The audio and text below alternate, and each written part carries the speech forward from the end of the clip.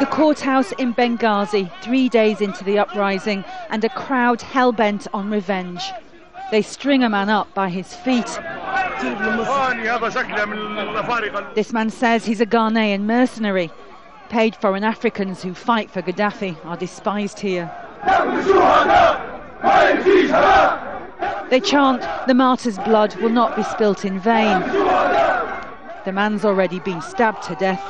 At this point, they cut off his head. Ramadan Zaka was in the crowd that night. Some were saying, "No, you should investigate him, don't kill him. We want to know where he's from, to benefit from what he knows." But people were so angry at that time. They had killed hundreds and thousands were injured.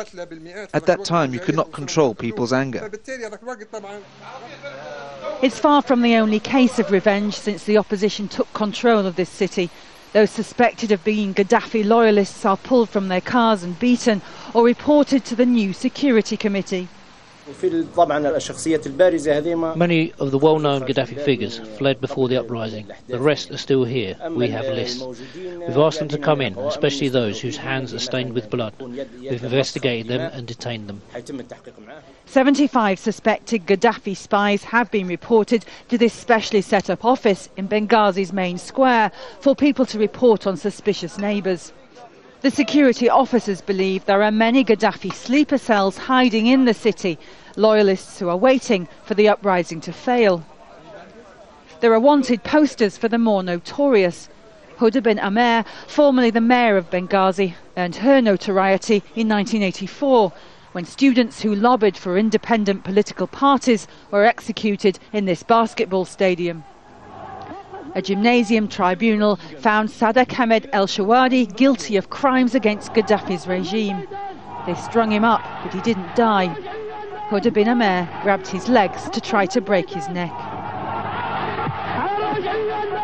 Gaddafi promoted her. He even acted as a witness at her wedding. At the start of the uprising, Huda bin Amer's house was one of the first to be targeted in Benghazi. There's not much left of her 4-storey mansion in one of the city's wealthier neighbourhoods. The families of those who were executed in 1984 were the first to get here to set fire to this house just days after she fled to Tripoli. But many members of the opposition have since come here to try and destroy what was left, to exact their own revenge on what she stood for here in Benghazi. The streets of Benghazi are daubed with graffiti, much of it calling for loyalists to be killed. At the courthouse, scene of that macabre beheading, those now in charge of justice in Benghazi know revenge killings must be replaced by a proper legal process if this nation is to be recognised as a democracy. Sue Turton, Al Jazeera, Benghazi.